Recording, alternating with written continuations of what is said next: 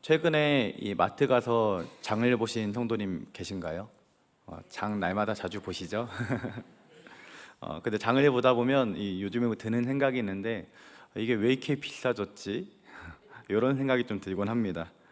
예전에는 라면 한 번들에 이제 할인을 하면 뭐 정말 쌀 때는 1,980원, 좀 덜 싸면 2,450원, 아니 보통 한 2,980원까지는 할인을 했는데 요즘에는 할인을 해도 3,980원.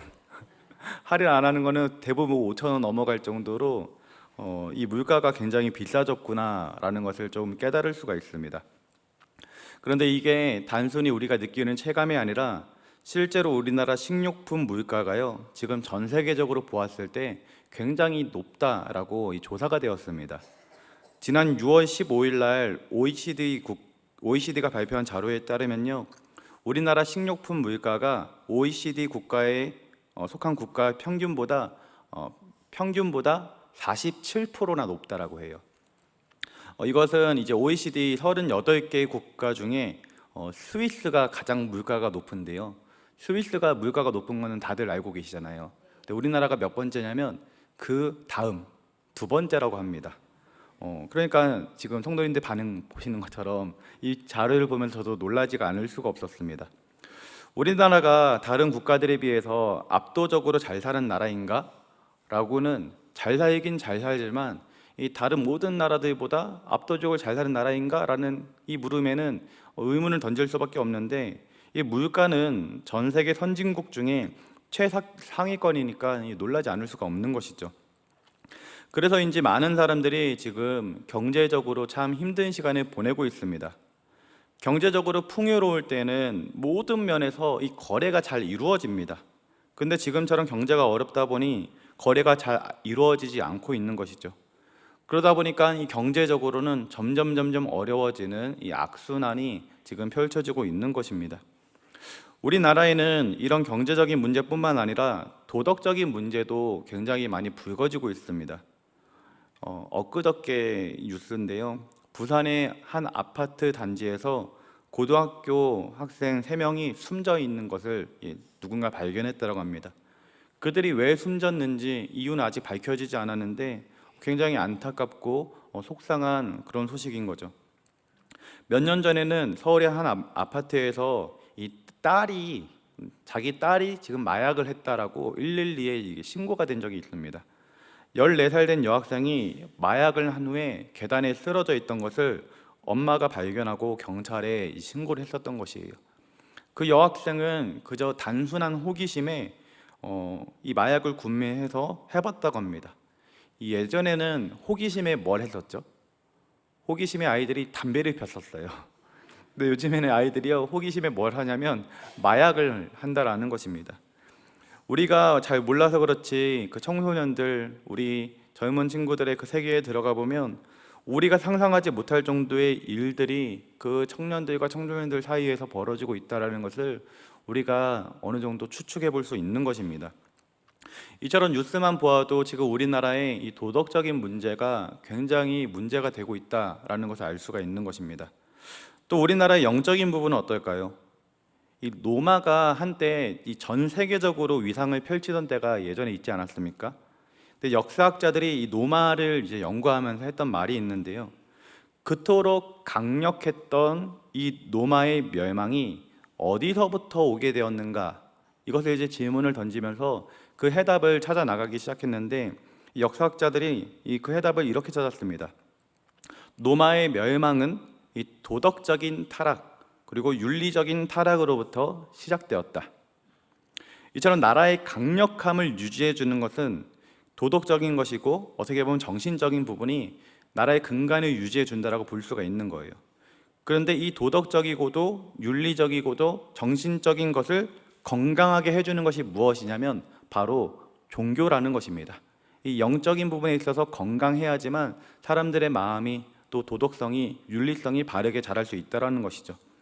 영적인 부분이 무너지다 보니까 윤리적인 부분, 도덕적인 부분, 정신적인 부분이 다 무너지게 되고, 그런 부분들이 무너지니까 결국에는 나라가 무너지게 되었다는 것이에요. 그런데 오늘날 우리 교회가 나라를 위해서 이런 역할들을 해주고 있는가? 이런 질문을 던져볼 때 긍정적인 생각보다는 이 부정적인 생각이 들 때가 종종 있는 것입니다. 이러한 까닭에 영적인 부분에서 교회가 긍정적인 영향을 주지 못하고 있는 이런 까닭 때문에 오늘 우리나라가 어떻게 보면 지금 말씀드렸던 것처럼 총체적으로 위기를 맞고 있는 건 아닌가, 이런 생각을 해보게 됩니다. 이처럼 지금 우리나라는요, 경제적으로도 또 도덕적으로도 또 영적으로도 위기의 상황에 처해 있다라고 볼 수 있는 거예요. 그렇다면 이런 위기의 상황에서 우리는 어떻게 해야 될까요? 오늘 시편 20편의 말씀을 좀 통해서 우리가 무엇을 해야 되는지, 또 무엇을 의지해야 되는지를 한번 살펴볼 수 있기를 소망합니다. 오늘 본문 1절 말씀 다시 한번 읽어드리겠습니다. 환난 날에 여호와께서 내게 응답하시고 야곱의 하나님의 이름이 너를 높이 드시며. 하나님께서는 시편 20편 말씀을 이제 환난 날에라고 이제 시작하게 하셨는데요. 지금 어떤 상황이냐면 이 다윗이 통치하는 나라, 이 이스라엘에 이 큰 환난이 임하였다라는 것입니다. 그래서 굉장히 힘들고도 고난스러운 상황이 펼쳐지고 있다라는 것이죠. 이스라엘 민족과 이 다윗 왕이 당한 환난, 이 어려움이 무엇일까요? 오늘 본문 말씀을 읽어보다 보면 이 힌트를 좀 발견할 수 있는데 어떤 단어들이 나오냐면 승리, 깃발, 병거, 말, 이런 단어들이 나오거든요. 그러니까 지금 어떤 상황이었냐면 바로 전쟁의 상황이었구나, 전쟁에서 지금 위기의 상황에 있었구나라는 것을 우리가 깨달을 수가 있는 것이죠. 우리나라가 지금 영적으로, 도덕적으로, 경제적으로 위기의 상황에 처해 있었다면 이 다윗의 지금의 상황은 어떤 상황이었냐? 다른 나라와 전쟁을 하는 상황 가운데 굉장히 힘든 고통의 시간을 보내고 있었다라는 것이에요. 시편 20편은 세 단락으로 나누어져 있습니다. 첫째 단락은 1절부터 5절까지인데요. 이 단락은 이제 출정하는 왕을 위한 기도의 내용입니다. 그래서 1절부터 5절까지의 말씀을 보면 어떻게 기록이 되어 있냐면 내가 하나님께 기도한다라고 나와 있지 않고 너를 위해 기도한다라고 나와 있는데요. 그래서 1절부터 5절 말씀에 이 너라는 단어를 이제 빼고 왕이라는 단어로 바꾸어서 읽으면 1절부터 5절까지의 내용이 조금 더 쉽게 이렇게 와닿게 됩니다. 그래서 제가 너라는 단어를 왕으로 바꾸어 가지고 1절부터 5절까지를 다시 한번 읽어 드리도록 하겠습니다. 환난 날에 여호와께서 왕께 응답하시고 야곱의 하나님의 이름으로 왕을 높이 드시며 성소에서 왕을 도와주시고 시온에서 왕을 붙드시며 왕의 모든 소재를 기억하시며 왕의 번제를 받아주시기를 원하노라. 왕의 마음의 소원대로 허락하시고 왕의 모든 계획을 이루어 주시기를 원하노라. 우리가 왕의 승리로 말미암아 개가를 부르며 우리 하나님의 이름으로 우리의 깃발을 세우리니 여호와께서 왕의 모든 기도를 이루어 주시기를 원하노라. 아멘. 그러니까 1절부터 5절은 지금 전쟁에 나가는 이 다윗 왕을 위해서 백성들이 하나님의 이름을 불러가면서 기도했던 내용인 것이에요. 그렇다면 이스라엘 민족들이 왜 다윗 왕을 위해서 이렇게 기도를 했을까요? 그것은 다윗이 이 이스라엘 민족을 대표하는 이 왕이기 때문입니다. 대표자이기 때문에 그를 위해서 기도한 거예요. 다윗이 전쟁에 나가서 승리를 하면 다윗만 승리하는 것이 아니라 이스라엘 민족이 승리를 하게 되는 거죠. 반대로 이스라엘 민족의 대표인 이 다윗 왕이 나가가지고 전쟁에서 패하게 되면 다윗만 패하는 것이 아니라 이스라엘 민족 전체가 전쟁에서 패하게 되는 것입니다. 그래서 이스라엘 민족들은 다윗 왕을 위해서 지금 기도를 하고 있는 것이죠. 여러분, 지난 2022년도 카타르 월드컵 혹시 기억나십니까? 불과 몇 년 전인데도 이제 다 잊어버리셨죠. 저도 기억이 안 나다가 갑자기 생각났는데요. 이 예선전 마지막 경기가 포르투갈하고 하는 경기였어요. 이 포르투갈이 축구를 잘하는 나라일까요? 못하는 나라일까요? 유럽 나라로 잘하는 걸로 유명하잖아요. 근데 우리가 16강에 올라가기 위해서는 이 포르투갈을 반드시 이겨야 했습니다. 포르투갈을 상대하기 전에 전적이 1무 1패였던 거예요. 마지막 경기인 포르투갈하고 경기에서 이겨야지만 1승 1무 1패가 돼서 다른 팀들이 경기한 거에 따라서 우리가 16강에 올라갈 수 있느냐 없느냐가 결정되는 굉장히 올라가기 힘든 그런 상황 가운데 우리나라가 있었는데요. 근데 이게 웬일인지 기적과 같은 일들이 일어났습니다. 우리나라가요, 포르투갈 그 강호를 상대로 열심히 펼쳐가지고 시합을 했더니 2대 1로 이겼던 거예요. 그리고 상대팀 이제 우루과이하고 가나하고 경기가 이제 우리를 16강으로 올라가냐 못 올라가게 하느냐, 이게 관건이었는데요. 우루과이가 가나를 2대 0으로 이기면 우루과이가 탈락을 하고요. 우루과이가 3대 0으로 이겨야지만 우루과이가 올라갈 수 있는 그런 상황이 되었는데 2대 0이었던 거예요. 마지막 이제 10분을 남겨두고 우리나라가 먼저 경기가 끝났습니다. 우루과이하고 가나 경기가 5분에서 10분 정도 남았는데, 이 가나는요 지금 어차피 계속 패배를 했기 때문에 탈락이 확정된 나라였어요. 그러면 조금 힘을 덜 쓸 수도 있는 거잖아요. 어차피 떨어졌는데. 근데요, 이 가나가요, 우리나라를 너무 사랑했는지 우루과이 공격을 막 끝까지 막 막아내는 거예요. 그래서 결국에는 이 우루과이가 한 골을 더 못 넣어가지고 2대 0으로 끝나고, 우리나라는 2대 1로 이겨가지고 포르투갈전에 이김으로 16강에 진출. 월드컵 사상 내내 딱 3번 진출했는데 그 중에 한 번이 지난 월드컵이었던 것입니다. 우리가 이렇게 우리나라의 대표팀 경기가 있을 때 우리나라 대표팀이 이기면 함께 즐거워하고, 또 지면 또 함께 슬퍼하지 않습니까? 왜 그런 거죠? 축구 대표팀이 우리나라를 대표하기 때문입니다. 비록 내가 직접 이 축구를 하는 것은 아니지만, 내가 공을 차고 있는 것도 아니고, 내가 그 잔디를 밟는 것도 아니지만, 우리나라를 대표하는 선수들이 나가서 경기를 치르는 것이기 때문에 내가 그들과 함께 동화가 되어가지고 함께 응원하고 함께 즐거워하고 또 함께 슬퍼하게 되는 것이죠.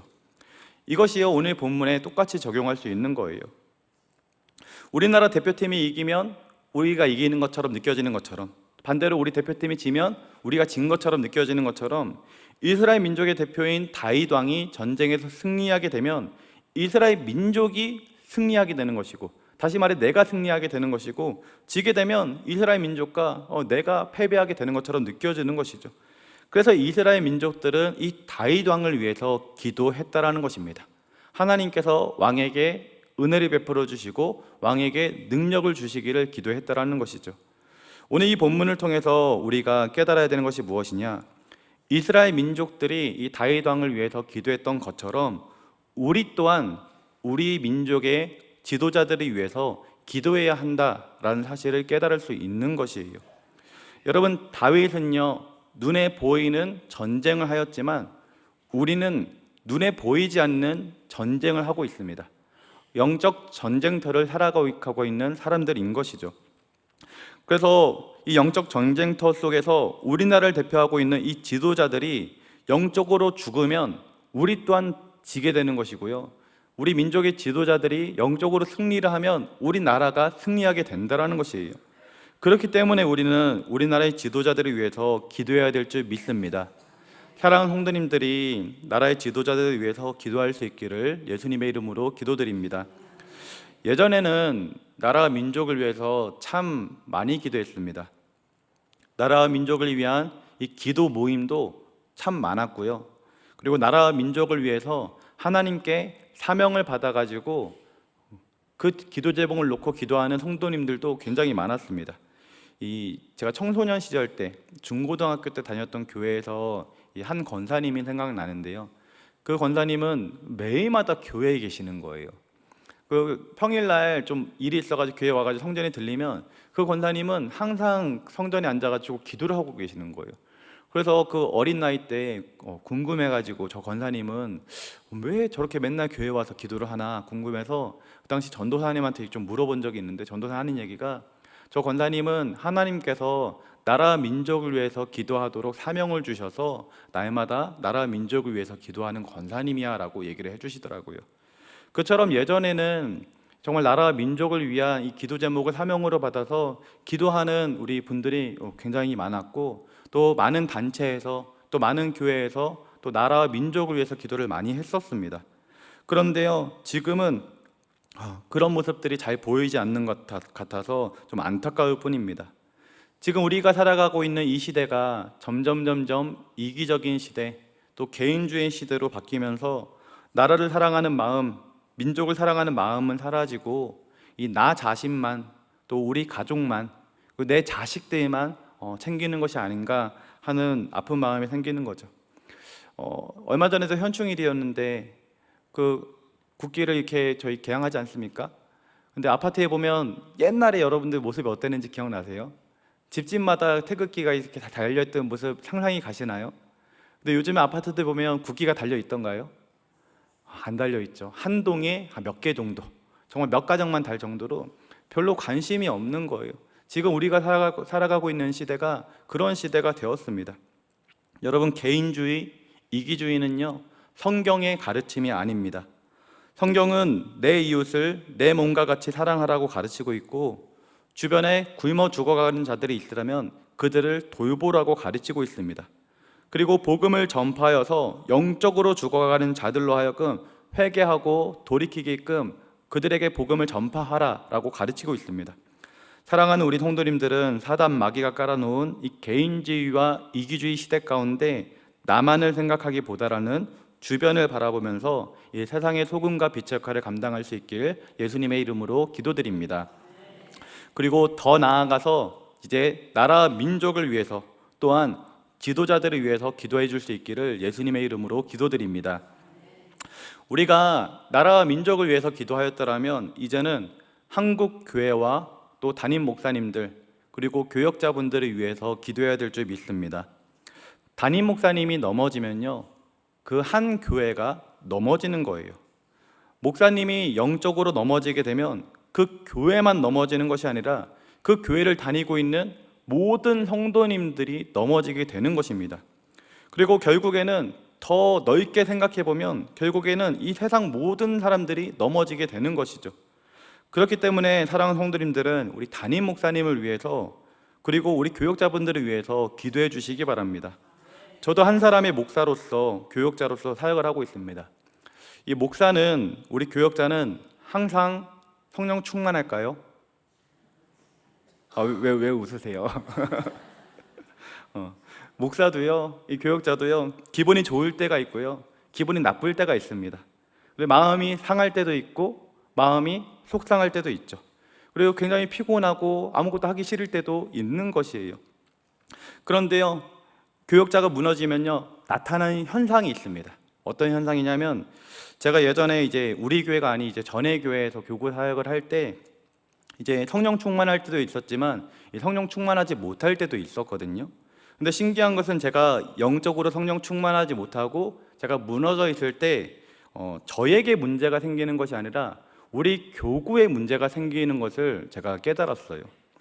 제가 기도하지 못하고 제가 말씀을 보지 못하고 제가 성령 충만하지 못했더니 제가 맡은 성도님들의 삶에 문제가 생기고 교구 식구들 간에 싸움이 생기고 이 구역 안에 갈등이 생기는 등 문제가 발생하더라는 것이에요. 그런 문제를 겪으면서 깨달은 것이 하나님이 내게 맡겨주신 성도님들인데 지금 내가 영적으로 깨어있지 못하니까 그들의 삶 가운데 지금 어려움이 닥치는구나 라는 것을 깨달은 적이 있습니다. 그래서 정신을 다시 차리고 다시 말씀과 기도로 무장을 하고 교구 성도님들을 챙기기 시작하면 그 문제는요, 또 언제 그랬냐는 듯이 문제는 사라지고 모든 것이 합력하여 선을 이루시는 또 하나님의 은혜를 체험하기도 하였습니다. 여러분, 이처럼 교역자가 무너지게 되면 교회가 무너지거나 아니면 성도님들의 삶이 무너지게 되어 있습니다. 특별히 우리 담임 목사님이 무너지게 되면 온 교회가 굉장히 힘든 시간을 보낼 수밖에 없는 것입니다. 따라서 사랑하는 성도님들은 기도할 때 우리 교회와 또 담임 목사님, 또 우리 교육자들을 위해서 기도해 주실 수 있기를 예수님의 이름으로 부탁을 드립니다. 여러분, 우리가 살아가고 있는 이 세상은 이 보이는 세계도 있지만 보이지 않는 영적 세계가 있습니다. 그리고 이 영적 세계는 바로 영적 전쟁터입니다.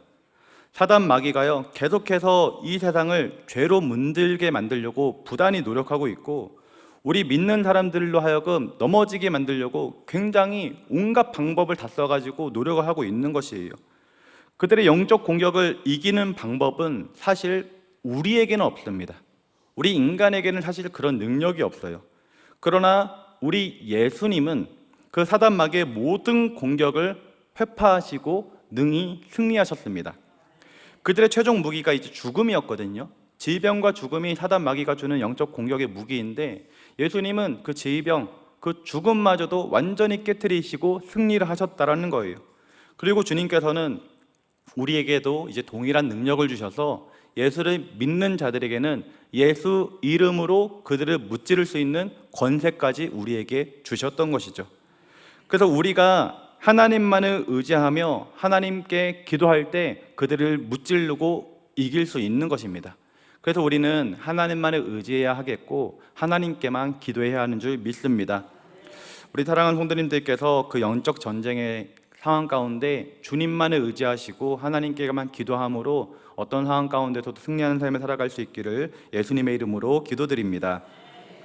오늘 본문 7절도 이와 같은 이제 고백을 이제 하고 있는데요. 7절 말씀 다시 한번 읽어드리겠습니다.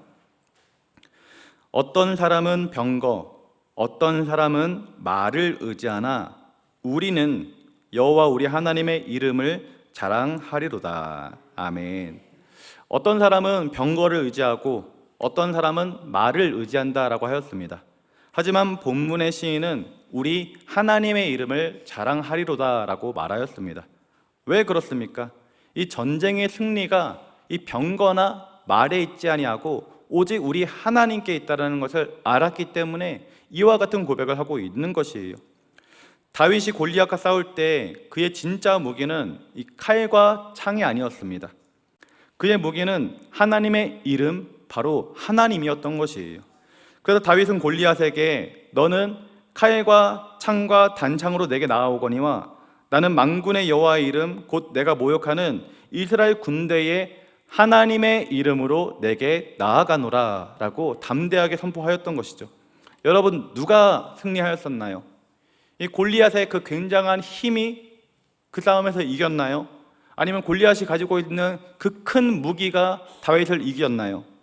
하나님의 이름으로 나아갔던 다윗이 승리하였던 것입니다.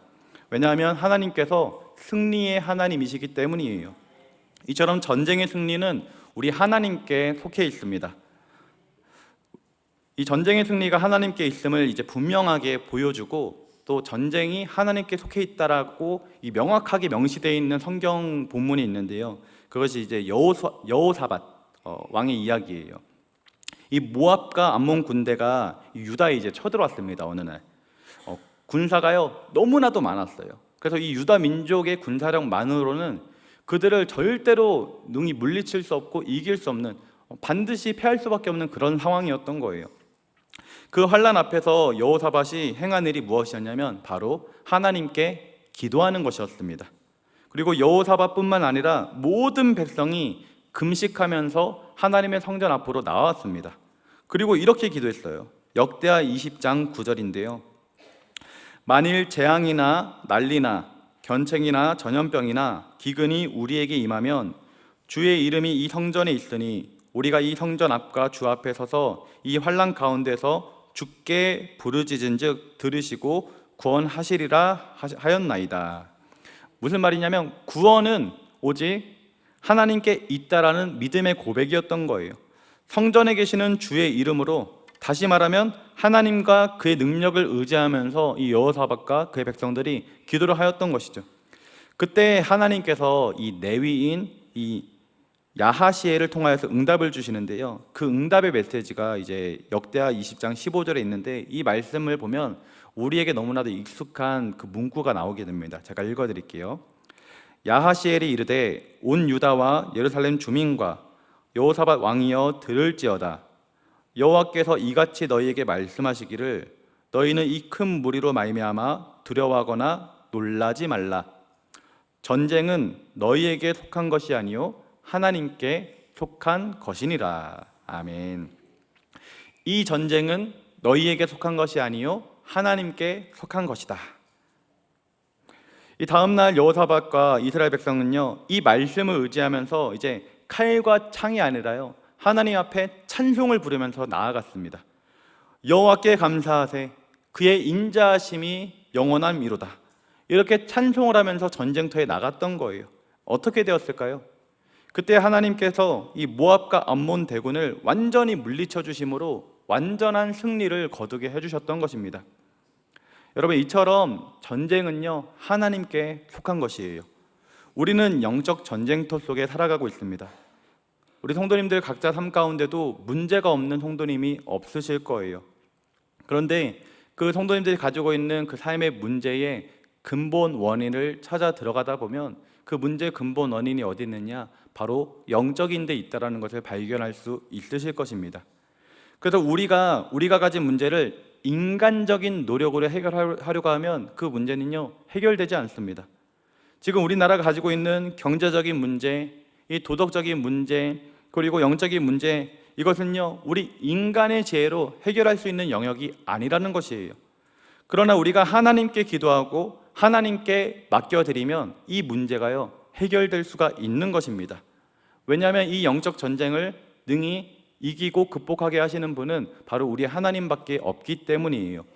사랑하는 성도님들은 가진 문제를 인간적인 노력으로 해결하려고 애쓰지 마시기 바랍니다.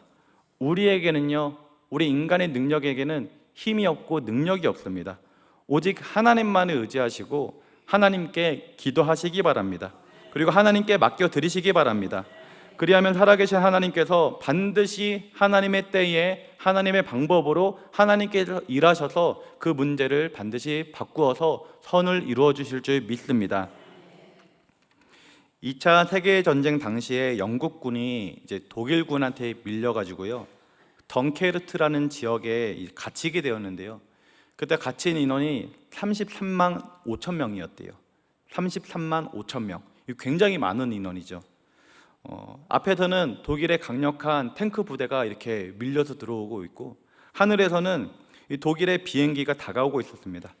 하루나 이틀 뒤만 지나게 되면, 그 정도의 시간만 지나게 되면 33만 명이나 되는 대군이 전멸을 당할 그런 위기에 있었던 거예요. 이때 영국의 지도자였던 처칠이 행한 일이 무엇이었냐면 바로 하나님께 기도하는 것이었습니다. 다른 방법이 없었던 거예요. 처칠을 비롯하여서 영국의 지도자들 모두가 하나님께 매달려서 기도하기 시작했습니다. 그때 이제 기적이 일어났던 거예요. 그곳에 갑자기 굉장한 비가 쏟아지기 시작해서 결국에는 이 독일군이 가지고 있었던 이 전차가 더 이상 앞으로 나올 수 없게 되었고 땅이 진흙밭이 되어서 비가 많이 내리니까 전투기가 뜰 수 없어가지고 비행기의 공격을 당하지 않게 되고, 하나님께서 그렇게 한 2, 3일간의 시간을 벌어주니까 영국에서 배를 보내가지고 그 모든 군인들을 수송해 감으로써 결국에는 그 전쟁에서 이길 수 있었다, 이런 기록이 있더라고요. 여러분, 올해 우리 교회에서 이 선교를 가거든요. 어디로 가는지 혹시 아십니까?